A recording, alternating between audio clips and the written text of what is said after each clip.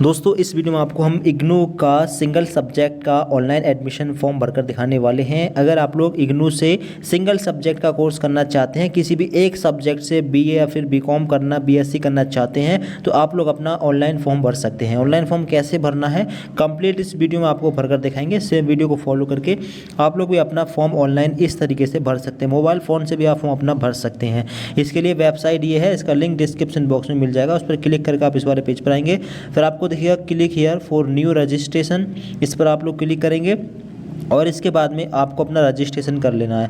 आपको देखिए user name, आपको अपना यूज़र नेम डालना है, अपना नेम डाल दें। नेम के आगे कोई नंबर डाल दें, 2 नंबर, ठीक है, 2 4 या कोई और नंबर आप ले सकते हैं। आगे एप्लीकेंट्स फुल नेम, अपना फुल नेम यहाँ पर डालें। एप्लीकेंट्स ईमेल एड्रेस, अपनी ईमेल आईडी यहाँ पर डालें। री एंटर ईमेल एड्रेस में दोबारा से ईमेल आईडी यहाँ पर डालनी है। पासवर्ड यहाँ पर क्रिएट करना है।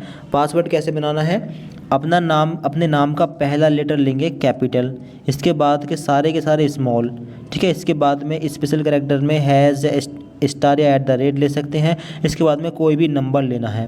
अपनी डेट ऑफ बर्थ को भी इस्तेमाल कर सकते हैं, ठीक है। इस तरीके से पासवर्ड बनाइए। री एंटर में सेम पासवर्ड डालिए, मोबाइल नंबर डालिए, री एंटर में सेम मोबाइल नंबर डालिए और कैप्चा जो आपके सामने है वो यहाँ पर डालना है। इसके बाद में रजिस्टर वाले बटन पर क्लिक करना है। फिर इसके बाद में आपको दिखेगा your account is created successfully, please log in and apply in program, ठीक। इसके बाद में आप नीचे आएंगे, नीचे आपको दिखेगा log in registered user name, जो आपने यूज़र नेम अभी बनाया है वो यूज़र नेम डालना है और जो पासवर्ड आपने बनाया है वो पासवर्ड यहाँ पर डालना है और जो कैप्चा आपके सामने आए वो टेक्स्ट आपको यहाँ पर डालना है और इसके बाद में आपको लॉगिन कर लेना है। अगर पासवर्ड भूल गए हों तो फॉरगेट कर सकते हैं, ठीक है। यूज़र नेम भी फॉरगेट आप करके दोबारा बना सकते हैं। एंड फिर इसके बाद में आपके सामने इंस्ट्रक्शंस वगैरह आएंगे, इनको आप पढ़ सकते हैं, ठीक है। नीचे आएंगे, नीचे आने के बाद में आपको देखिएगा I have read the important information, इस पर आप टिक कर देंगे और इसके बाद में सबमिट वाले बटन पर आपको क्लिक कर देना है। फिर इसके बाद में आपका फॉर्म आपके सामने ओपन हो जाएगा। अब पहला जो स्टेप वो है पर्सनल डिटेल्स का। अब यहाँ पर आपको आपका नेम डाला हुआ मिलेगा, इसको चेंज नहीं कर सकते, ठीक है। चेंज कर सकते हैं, ठीक है, अभी चेंज कर सकते हैं। मदर नेम आपको डालना है, फादर, गार्जियन रिलेशन, गार्जियन से रिलेशन क्या है, आप फादर मदर को एक ले सकते हैं, ठीक है, हस्बैंड भी ले सकते हैं। गार्जियन नेम, अब अगर फादर लिया है तो फादर का नाम यहाँ पर डाल दें। डेट ऑफ बर्थ आप लोग यहाँ पर डालेंगे सिलेक्ट करके कैलेंडर में से, ठीक है, जो भी आपकी डेट ऑफ बर्थ रहेगी इस प्रकार से आप अपना डाल देंगे, ठीक। आगे कैटेगरी, अनरिजर्व्ड कैटेगरी ये रहा, SC ST OBC और नॉन क्रीमिलियर OBC और EWS। अगर OBC है और आपकी इनकम 8 लाख से कम है तो नॉन क्रीमिलियर और 8 लाख से ऊपर हो तो क्रीमिलियर। SC ST भी है। सभी छात्र अपने हिसाब से आप लोग लगा देंगे, ठीक। अगर यहाँ पर OBC लेते हैं तो भी डोमिसाइल वगैरह नहीं मांगा जा रहा, ठीक है। जेंडर अपना सिलेक्ट कर लेंगे, मेल फीमेल जो भी हैं। सिटीजनशिप, कंट्री नेम ये यहाँ पर ऑलरेडी सिलेक्ट रहेगा, ठीक। टेरिटरी एरिया, आप किस एरिया से आप बिलोंग करते हैं, अर्बन यानी शहरी, रूरल यानी ग्रामीण, ट्राइबल एरिया, ठीक है, तो आप अपना लगा देंगे। गांव से करते हैं तो रूरल, शहर से करते हैं तो अर्बन। माइनॉरिटी, अगर आप मुस्लिम, जैन, बौद्ध, सिख, पारसी वगैरह धर्म से आते हैं तो यस करना है, वरना नो करना है, ठीक है, अपने हिसाब से आप कर देंगे। रिलीजन, अब धर्म आपको अपना सेलेक्ट करना है। आगे मैरिटल स्टेटस, अगर आप शादीशुदा हों तो मैरिड वरना सिंगल। सोशल स्टेटस में एक्स सर्विसमैन हो या कश्मीरी माइग्रेंट हो तो लगाएं, वरना नॉट एप्लीकेबल पर लगाएं। ईमेल आईडी फिल मिलेगी, अल्टरनेट ईमेल आईडी डाल सकते हैं वरना छोड़ सकते हैं। मोबाइल नंबर फिल मिलेगा, अल्टरनेट मोबाइल नंबर डाल सकते हैं वरना छोड़ भी सकते हैं। नीचे अदर डिटेल्स में पर्सन विद डिसएबिलिटी एप्लीकेबल, अगर आप PWD से आते हैं तो यस करें वरना नो लगा देंगे। एम्प्लॉयमेंट स्टेटस, अगर आप बेरोजगार हैं, आपके पास कोई रोज़गार नहीं है तो अनएम्प्लॉयमेंट। इग्नू रेगुलर एम्प्लॉय हो तो ये लगा सकते हैं। अगर कोई आपका अगर आप एम्प्लॉयड हैं, मतलब आपके पास कोई रोज़गार है तो एम्प्लॉयड लगा सकते हैं वरना अनएम्प्लॉयमेंट पर लगा देंगे। स्कॉलरशिप डिटेल्स, स्कॉलरशिप अमाउंट, अगर आपको कोई स्कॉलरशिप मिली हो तो उसकी इन्फॉर्मेशन यहाँ पर दे सकते हैं। नेशनल स्कॉलरशिप वगैरह अगर आपको मिली हो तो इसकी जानकारी यहाँ पर दे सकते हैं वरना छोड़ भी सकते हैं, ठीक है। सिलेक्ट डिपार्टमेंट भी यहाँ पर, ठीक है, तो दे सकते हैं वरना छोड़ भी सकते हैं। इसके आगे है फैमिली इनकम, ठीक है, स्कॉलरशिप डिपार्टमेंट अगर हो तो सिलेक्ट करना है वरना नहीं। आगे है फैमिली इनकम, फैमिली की इनकम कितनी है, अगर फादर की इनकम हो तो आप यहाँ पर डाल सकते हैं 64 60,000 होगी या फिर 72,000 होगी, हुई तो, वरना नहीं होगी तो आपको डालना भी नहीं है, ठीक है, छोड़ देना है। बिलो पॉवर्टी लाइन, बीपीएल से आते हैं तो यस, वरना नो आप लोग लगा देंगे। फिर इसके बाद में आपकी डिटेल सेव हो गई है, अब आप इसको चेक कर सकते हैं, ठीक है, क्या इन्फॉर्मेशन आपने भरी है। इसके बाद में अगर एडिट करना हो तो इस पर क्लिक करके एडिट कर सकते हैं, वरना आप नेक्स्ट पर क्लिक कर देंगे। फिर इसके बाद में अगला स्टेप आपके सामने ओपन हो जाएगा। अब यहाँ पर है distant education bureau unique ID, DEB ID आपके पास होनी चाहिए, अगर नहीं है तो बना सकते हैं। DEB आईडी बनाने के लिए आपको ज़रूरत पड़ेगी ABC अपार आईडी की। ABC आईडी है तो सबसे पहले आपको, अगर नहीं है तो सबसे पहले आप अपनी ABC आईडी बनाएं। ABC आईडी से DB आईडी कैसे बनानी है, इसके लिए आपको दिखेगा distant bureau education bureau DB ID, इस पर क्लिक करना है और इसके बाद में आप लोग नीचे आएंगे। अब आपको दिखेगा ABC आईडी, अपनी ABC आईडी यहाँ पर डालिए, इसके बाद में एंटर पर क्लिक करिए, फिर आपकी इन्फॉर्मेशन यहाँ पर आ जाएगी, आपको शो हो जाएगी। तो जैसे आप लोग एंटर पर क्लिक करेंगे, क्लिक करने के बाद में यहाँ पर आपको आपका name, gender, DAB date of birth, मतलब डेट ऑफ बर्थ और DB आईडी, ये चारों चीज़ शो जाएंगे। इसको आप लोग नोट कर सकते हैं, ठीक है, नोट कर लेंगे, आपको DB आईडी यहाँ पर मिल जाएगी। फिर इसके बाद में आप लोग बैक आएंगे। बैक आने के बाद में अब आपको अपनी जो DAB आईडी आपको मिली है वो यहाँ पर डालनी है, ठीक है। और इसके बाद में फेच DB डिटेल्स पर क्लिक करना है। DB आईडी डालने के बाद में डेट ऑफ बर्थ भी डालनी है। इसके बाद में फेच DB डिटेल्स पर आपको क्लिक करना है, ठीक है। फिर इसके बाद में DB ID details saved successful लिखा मिलेगा और नीचे आपको DB आईडी के अकॉर्डिंग आपका जो है नेम वगैरह, जेंडर वगैरह आपको शो हो रहा होगा, ठीक है। ओके वहाँ पर लिखा होगा, यानी कि इन्फॉर्मेशन आपकी मैच हो चुकी है। इसके बाद में आप नेक्स्ट पर क्लिक कर देंगे और अगले पेज पर पहुँचेंगे। अगला पेज रहेगा प्रोग्राम सिलेक्शन का। अब प्रोग्राम टाइप में जाएंगे, अब कौन सा कोर्स करना चाहते हैं, तो बैचलर कोर्स आप करेंगे, सिंगल सब्जेक्ट के लिए बैचलर वाला ऑप्शन आप ले लेंगे, ठीक। इसका रहेगा मोड ऑफ स्टडी, अब ODL का मोड है तो इसको सिलेक्ट कर लेंगे। आगे रहेगा सिलेक्ट प्रोग्राम फॉर एनरोलमेंट, इसको सिलेक्ट करेंगे। अब यहाँ पर ध्यान से देखेंगे सिंगल सब्जेक्ट, किस सब्जेक्ट से आपको कोर्स करना है, इकोनॉमिक्स से करना है तो ये रहा बैचलर ऑफ आर्ट्स इकोनॉमिक्स, एक ही सब्जेक्ट रहेगी, ठीक है, 3 साल में एक ही सब्जेक्ट पढ़नी है, इसको सिलेक्ट कर सकते हैं। एजुकेशन से करना हो BA तो ये ले सकते हैं, और BA सिंगल सब्जेक्ट से इंग्लिश से करना हो तो ये ले सकते हैं। हिंदी का ऑप्शन है, हिस्ट्री का ऑप्शन है, होम साइंस है, पब्लिक एडमिनिस्ट्रेशन है, psychology, political science, philosophy, Sanskrit, काफ़ी सारी सब्जेक्ट आ रही हैं। BSc की बात करें तो BSc का ऑप्शन भी है, BSc anthropology, BSc microbiology, biochemistry, BSc maths से कर सकते हैं, ठीक है। तो सिंगल सब्जेक्ट का ऑप्शन ये रहा, एक सब्जेक्ट से। और अगर आप BSc करेंगे तो इसमें 3 सब्जेक्ट रहेंगी, और अगर BA करेंगे तो उसमें भी आपको 3 सब्जेक्ट मिलेंगी। तो BA BSc सिंगल सब्जेक्ट है, जिस सब्जेक्ट से करनी हो, इसमें अगर लिस्ट में आ रही है तो आप अपनी उस सब्जेक्ट को ले लेंगे। आगे रीजन कोड फॉर एडमिशन, किस रीजन के लिए आप लोग एडमिशन कराना चाहते हैं, अपना एक रीजन आपको सेलेक्ट करना होगा, ठीक। इसके आगे रहेगा प्रोग्राम स्टडी सेंटर कोड, किस स्टडी सेंटर के लिए आप लोग स्टडी सेंटर आप कहाँ रखना चाहते हैं, अपना ले लेंगे। फॉर एग्जांपल के तौर पर हम यहाँ पर ले लेते हैं मीडियम, किस मीडियम में एग्ज़ाम देने हैं, हिंदी इंग्लिश 2 मीडियम है। आगे are you already student of IGNOU for other program, आपने कोई और कोर्स अगर यहाँ से किया हो तो यस कर सकते हैं, वरना नो पर लगा देंगे। और इसके बाद में आप लोग सबमिट पर क्लिक कर देंगे। फिर इसके बाद में ये इन्फॉर्मेशन सेव हो जाएगी। इसके बाद में आपको नेक्स्ट पर क्लिक करना है।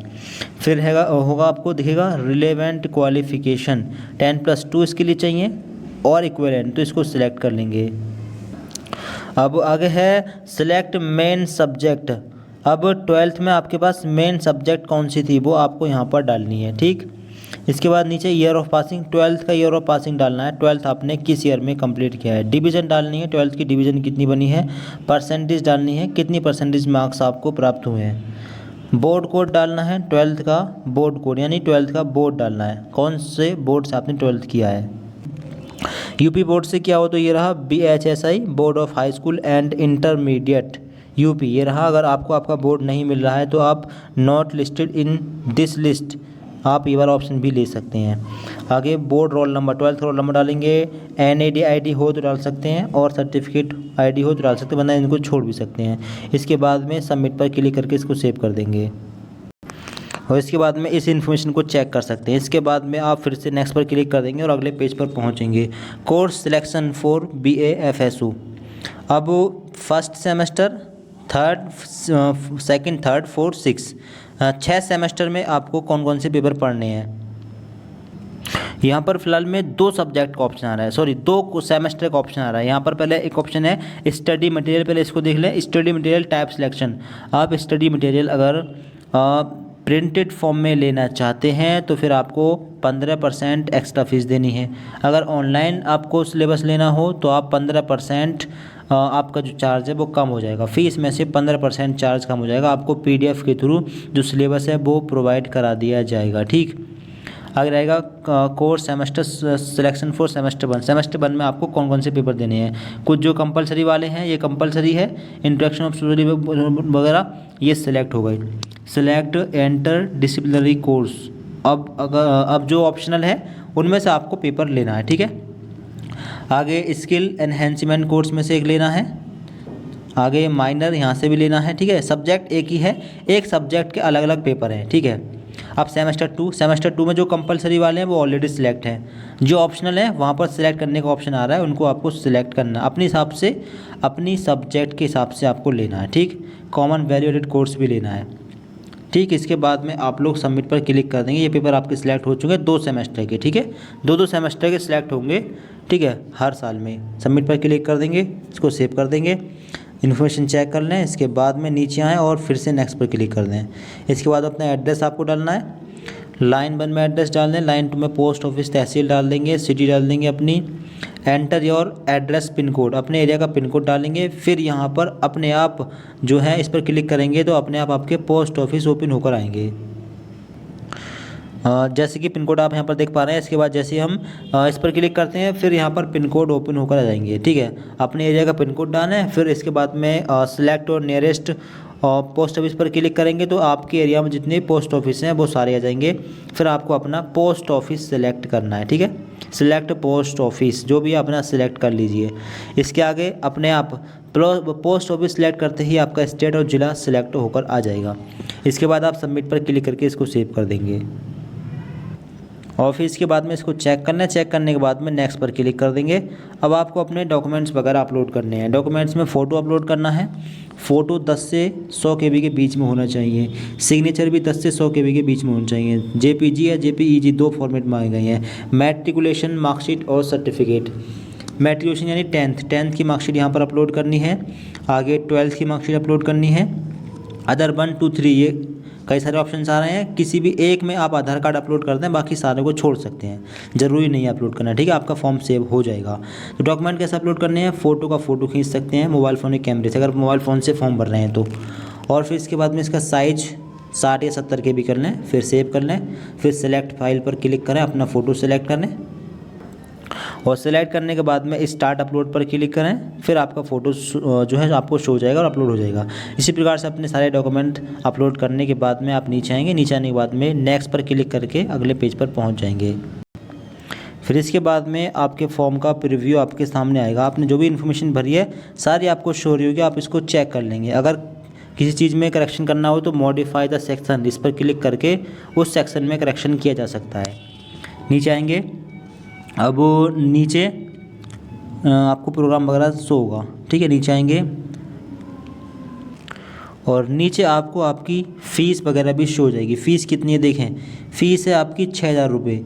हमने फॉर्म भरा है BA सोशोलॉजी के लिए, तो यहाँ पर फ़ीस आ रही है 6000 रुपये। ठीक, प्रोग्राम फ़ीस 5300 रुपये, डेवलपमेंट फ़ीस 400 रुपये, रजिस्ट्रेशन फ़ीस 300 रुपये, कुल मिलाकर 6000 रुपये फ़ीस आ रही है 1 साल की। नेक्स्ट ईयर फिर से इतनी ही फ़ीस पे करनी होगी। ठीक है, इसके बाद में आप आई एग्री पर एक बार टिक करें और इसके बाद देखिएगा accept and proceed for payment, इस पर क्लिक करके आप लोग अपने फॉर्म की फ़ीस को पे करेंगे। फिर इसके बाद में इंस्ट्रक्शंस आएंगे, इसको पढ़ लें। After submission no changes are allowed, यानी सबमिट करने के बाद में कोई चेंजेस अलाउड नहीं है। Please check all the sections and use modify button if you need to change any information. Click on okay button to submit, otherwise click cancel. अगर आप आपको लगता है कि फॉर्म में कहीं पर कोई मिस्टेक है तो उसी सेक्शन में जाकर उसके सामने वाले मॉडिफाई द सेक्शन पर क्लिक करके उसमें करेक्शन कर सकते हैं। यानी अगर आप लोग अब ओके पर क्लिक कर देंगे तो आपके फॉर्म में कोई करेक्शन नहीं हो पाएगा। अगर श्योर है कि फॉर्म ठीक बनेगा, कोई दिक्कत नहीं है, तो फिर आप लोग ओके पर क्लिक करके इसको सेव कर देंगे। तो हम उस पर सेव करते हैं।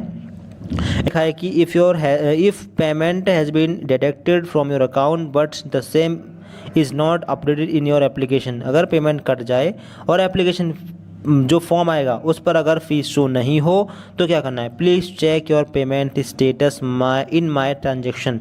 अपना पेमेंट स्टेटस आपको चेक करना है। Section before initiating payment process again. दोबारा पेमेंट ना करें, अपना पेमेंट स्टेटस चेक करें। पेमेंट स्टेटस जो है डन होने में भी टाइम लग जाता है। कुछ टाइम का वेट करें, कुछ घंटे का, 8-10 घंटे का वेट कर लें या 24 घंटे का वेट कर लें। ठीक है, अगर पेमेंट नहीं होता तो फिर दोबारा, अगर पेमेंट 24 घंटे के बाद में पेमेंट जो है आपका हो जाएगा अपडेटेड। ठीक है, दोबारा पेमेंट ना करें अगर पेमेंट आपके अकाउंट से कट जाए तो। अब इसके बाद में आपको दिखेगा पेमेंट गेटवे, इस पर क्लिक कर देंगे। फिर पेमेंट वाले पेज पर आप लोग पहुंच जाएंगे। किसी भी तरीके से, किसी मेथड से आप लोग अपना पेमेंट कर सकते हैं। ठीक है, पेमेंट करने के बाद में प्रिंट निकालने के लिए दोबारा से फॉर्म को लॉगिन करना है। लॉगिन करने के बाद में प्रिंट का ऑप्शन आ जाएगा, प्रिंट आप लोग कर लेना। ठीक है, तो इस प्रकार से फॉर्म भर लें। वीडियो को दोस्तों को शेयर कर दें और इस चैनल को सब्सक्राइब कर लें। कुछ जानना हो कमेंट करके पूछ सकते हैं। Thanks for watching this video.